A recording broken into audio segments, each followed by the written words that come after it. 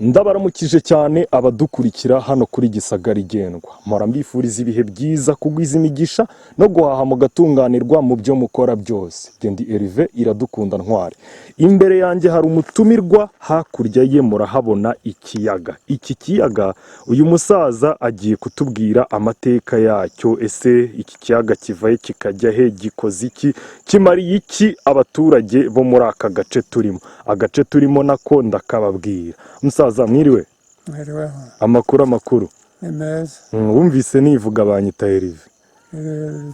We bakwita nde? Nditwa Francisco Sekimonyo. Francisco Sekimonyo. Ngusanze hano urimo utunganya insina. Yego. Akazi k'ikigoroba kabisa ubu ukarimo urimo ureba kutasazana intege nke, ahubwo inke ufite wazikoresha ngo witeze imbere. Yego. Hano turi ni mu wuhe murenge? Hano ni mu murenge wa Kazi. Akagari? Akagari ni Sabusaro. Sabusaro. Ubwo umudugudu? Umudugudu ni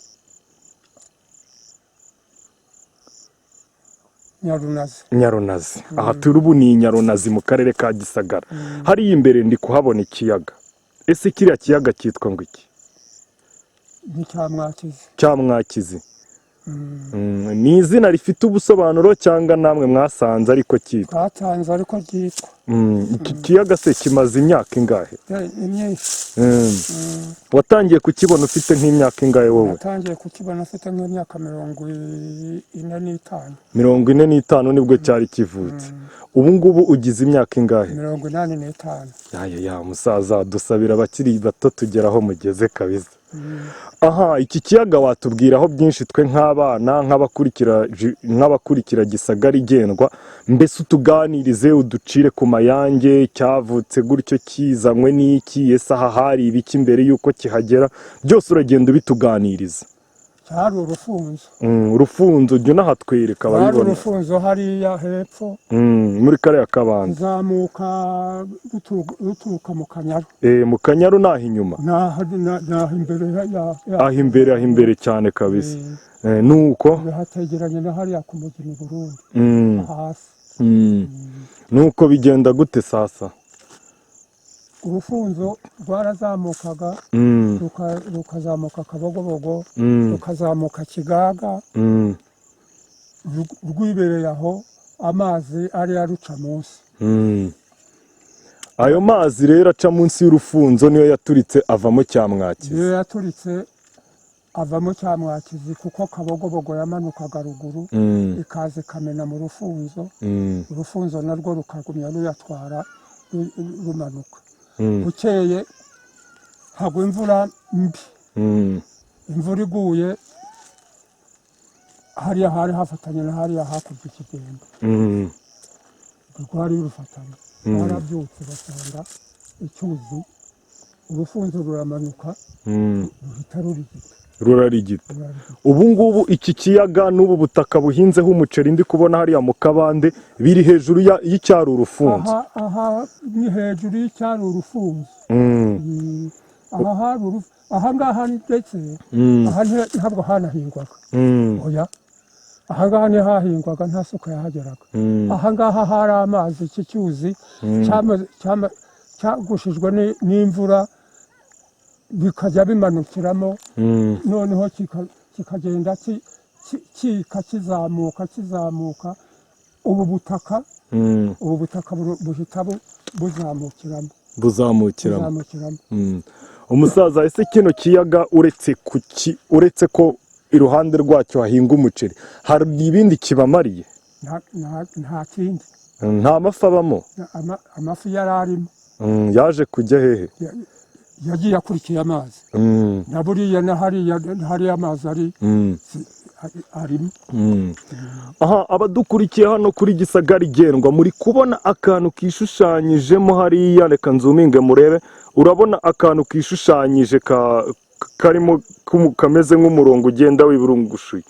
Bantu mwibazaga niba amazi ajya azamuka, nanjye narabyibazaga ariko nabyiboneye. Amazi arazamuka, nta pompi yazamuye, ahubwo umugezi wa Kabogobogo. Dore ucamo hariya ukazamuka ugiye kwisuka mu Kanyaru nk'uko umusaza yagiye abituganiriza. Nibyo? nibyo. Amazi hariya namwe mubona azamuka ntibyabatunguye? n'ayo mu kanyaru yarazamuye, no kanyaru kacyuzura ahangaha ni hasi, akanyaru ko karazamuka kakajya hejuru, kakamenamo amazi akazamuka agasubira hano. None musaza, iki kiyaga ubu uvuze ko cyaje mu myaka 40 ufite 45, ubu ugize 85 ubu kimaze imyaka 40. None mu myaka 40 se nta nyamaswa zagiye zibonekamo zitandukanye nk'izo tuzi ziba mu mazi, ingona, imvubu, amafi manini? Imvubu zazamukaga Akagera, zikaza zikisukamo. Ubwo zakomezaga iy'Akanyaru? yakomezaga iy'Akanyaru zikaza zikisukamo hano. Ngo hari n'iyigeze gupfira ahangaha niko? Hepfo ahangaha yarahapfiriye, ahangaha no hepfo. Imaze gupfa se mwarayiriye cyangwa barayishyinguye? Na leta yaraje, batumye n'Butare baraza kuyibagisha ahangaha hano hepfo. Icyo gihe wari ufite nk'imyaka ingahe? Sinari nubatse, ngo dore naho nari ntuye, dore ngaho hari. Ubu waje kwimuka kujya mu mudugudu? Nagiye mu mudugudu, hari udutsina hejuru. Nahabonye ndimo ndahakurura ngaho hariya nahiboneye. Kuva na kera wahamye uhinga insina? Ariko narazihingaga hariya hari urutoke, ntubone ngo nuko habaye mu biharabuge, insigarira yazo ni hariya hasigaye ari munsi y'urugo. Kujya ku mudugudu byaragufashije cyangwa bagutesheje ibikorwa byawe? Oya, kumfasha bisa nk'ibyamfashije, kuko urebye hariya n'igihe wari ufite intege nkeya, kandi nta n'umuryango nari mfite. Abantu aka gasozi kari gatubaka, akubona aka ngaka ndakabona ko hakurya karimo amashyamba, hari imihana, hari hubatse. Imvubu nizo zabasenyeye, ubundi baraboneza baragenda, abenshi bari mu Bugesera. Hasigara ari amatongo rero. Yewe rero nanjye nari ntuye hariya. Wanga kwisigarana?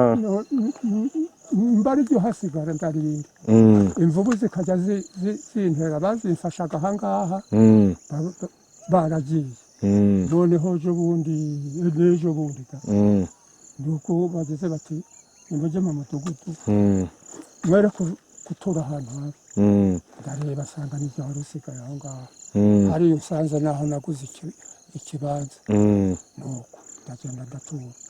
Ariko mu gihe nari isigaye hariya nta n'icyo nari mfite, nari isigaranye. Ibisambo ibyambukaga, ari abaturuka aha, ari abaturuka hirya, barazaga nyine barihaga, yasunikaga urugi, nuko navugaga tuzi, gaceceka bakatundurura n'utwo nahinze bakajyana.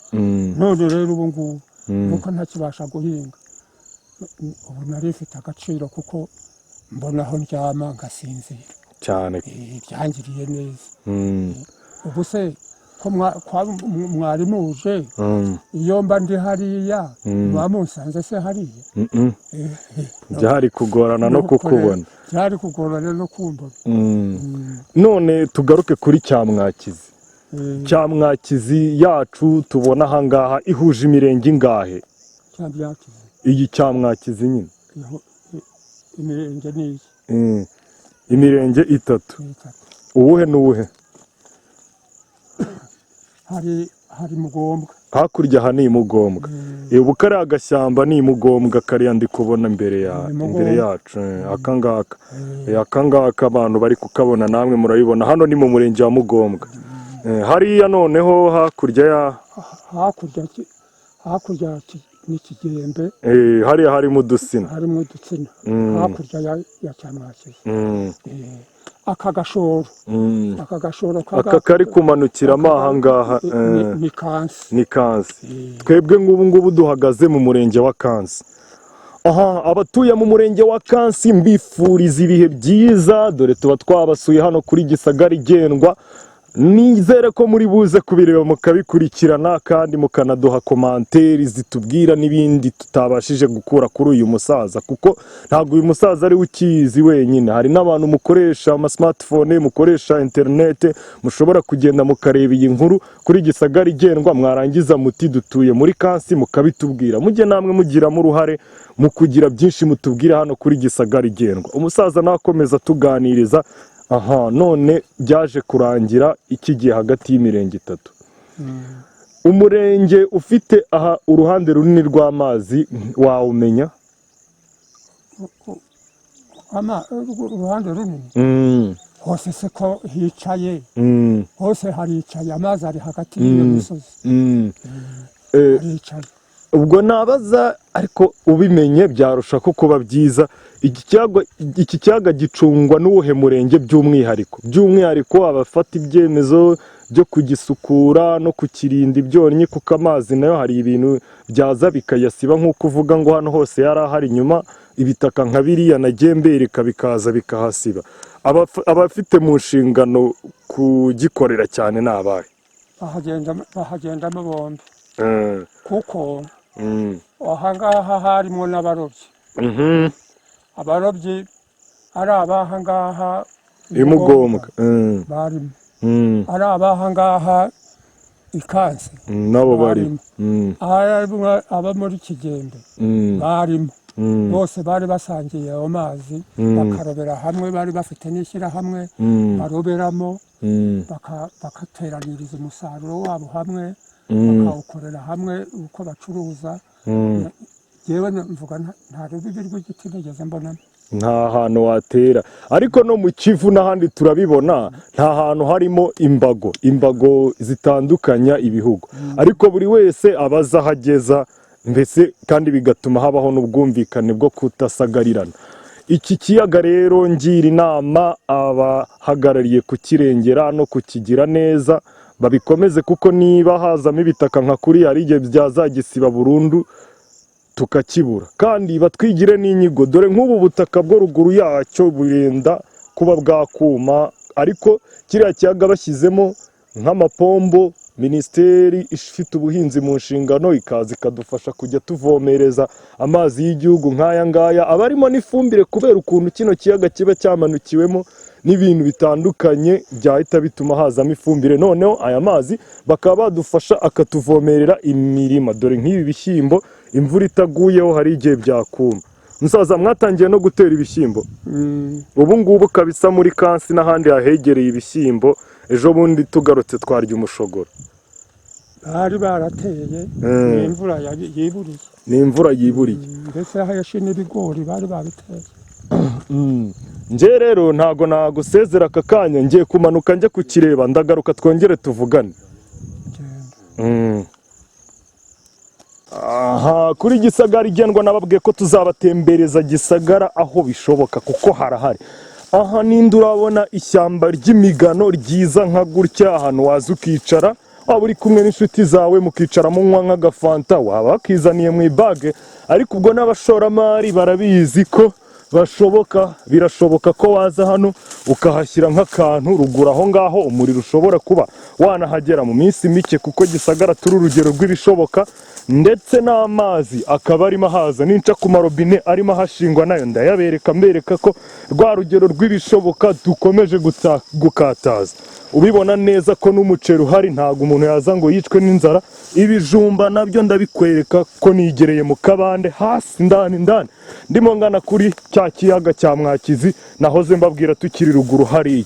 Nta kindi rero nagenda nkwereka uretse ubwiza nyaburanga. Ubu hano turi ni mu murenge wa Kansi, umudugudu bawumbwiye kare. Aha, mukomeze mubikurikire nk'abahatuye mbasuhuza cyane.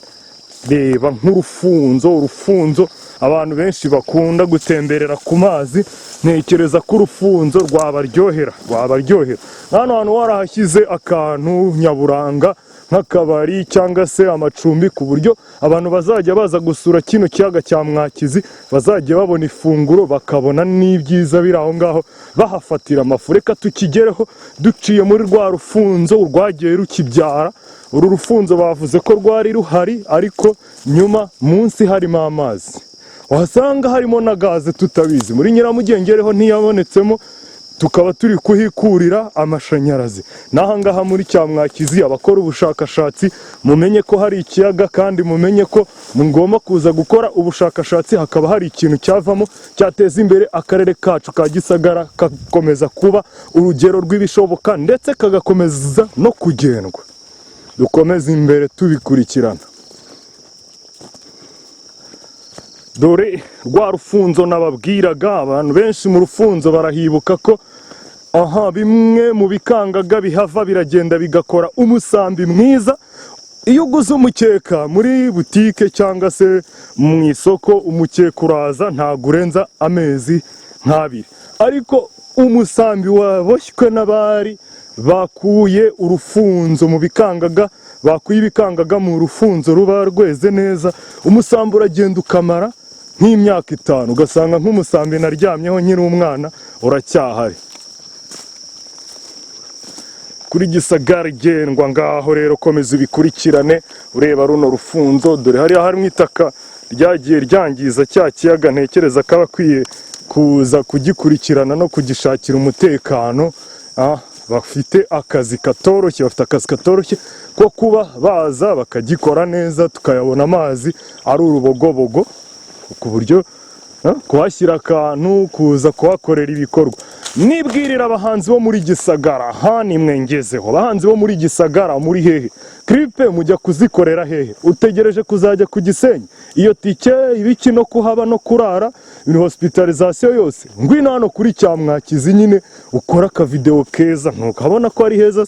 Ugenda ufite nk'indirimbo y'urukundo, urimo uyiririmbira muri ya migano nakweretse, ufite nk'indirimbo y'ubuzima, ugaragaza uti twavuye kure, ugaragaza uri mu rufunzo, uri muhinga, ibintu nk'ibyo. Reka njye mbuhugura kureba Gisagara igendwa, urahigira ubwenge, uhigire uhabonera ibyishimo, ndetse uhakure n'izindi nyigisho zitandukanye. Twakigezeho neza, ndimo ndabirinduka nenda kukigera imbere, nkikwiyerekera uko cyakabaye. Ndavuga ikiyaga cya Mwakizi. Komeza unkurikire, nurambirwa ubwo ni wowe uri buhombe. Uri kubibona neza ko ikiyaga cya Mwakizi nakigezeho. Imana rwose iriremera, ibi bintu nta muntu wabyikorera. Hari amadapu tujya tubona aba yarakozwe n'abantu, hari ibindi bikorwa tujya tubona byo gukora amapisine, ariko iki kiyaga kamere cyaremwe kubwo Imana irema, kikaba giherereye mu karere ka Gisagara nk'igikorwa cyakurura abakerarugendo. Visit Rwanda, visit Gisagara. Visit Rwanda, visit Gisagara, kandi ukahita uhabonera ibyiza bitandukanye. Niba ushaka amazi kuzagera kuri Ocean bizakugora, kuko haragoye nubwo na tike zihajya, ariko uri umunyagisagara utaragera ku mazi, amazi ahari rwose, ndatekereza byaba atari sawa. Urabona ko iki kiyaga cyanajyaho n'umucanga, mese nkubona meze bite papa? Twe twiturukiye kuri Gisagara igendwa. Amakuru? Iki kiyaga se mbanje kugisura. Iki kiyaga mbanje kugisura, urakibona hano kuri televiziyo ukuntu kiza kuba kigaragara neza. Nta fi warobyemo se? Reka nta muntu ukira. Kubera iki? Barabibuzanyije ngo arimo kure. Hano hantu nta mazi arimo, ku buryo nagenda nkakegera ku nkombe neza. Nta mazi ahari. Ntayo arimo. Badukurikiye kuri Gisagara igendwa, reka ngumye mpegere neza ku nkombe, ku buryo ubibona neza ukavuga ati ibintu banyeretse n'ibyo bambwiye ni ukuri. Tubwiye ko batakirobamo, ariko ni ukugira ngo amafi tuyarere, abanza kure, namara gukura tuzarya ifi ifite umunopfu mwiza munini, pana kurya agahinja n'akana kayo. Ndatekereza ko atari ibyo gusa, iki kiyaga reka mpagarara ahangaha hataba harimo imvubu ikanyirira. Bambwiye ko zibamo. Dore ngiki cyose kabisa, abari kukireba ikiyaga cya Mwakizi ngiki ngiki rwose. Nibwirira abahanzi mukora amavideo ko kuza kuhakorera video byaba ari sawa. Nibwirira abafite ubukwe baba mukeneye kwifotoza, mwaje koko kifotoreza ku kiyaga, ukababwira kandi kari icyo ku Gisagara. Bana kwifotoza ngo babwire ngo dore nagiye ku Kivu, ubu se giye kuki ntabivuze.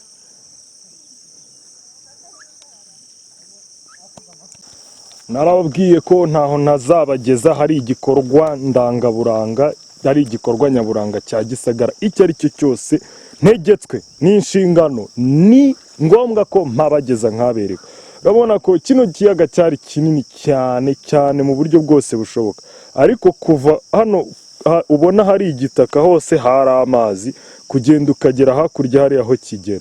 Niba kiri kugenda gitakaza metero n'amametero y'ahantu hakabaye hari amazi, ubwo birumvikana ko ababishinzwe gukurikirana ibikorwa nyaburanga bya Gisagara, abakwiye gukurikirana ibidukikije, birashoboka ko bakongera bakakigarurira ubuzima, kikaguma kikaba kinini.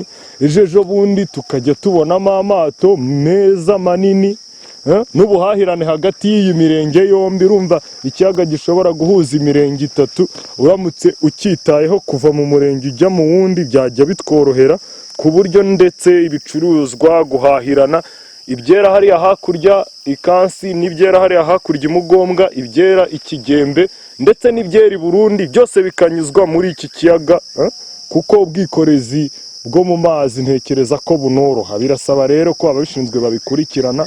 Nge nka Hervé Iradukunda nibyo mba mbonye, ariko n'abandi baza kureba iyi video barayibona kandi nizeye ko baza kubyitaho.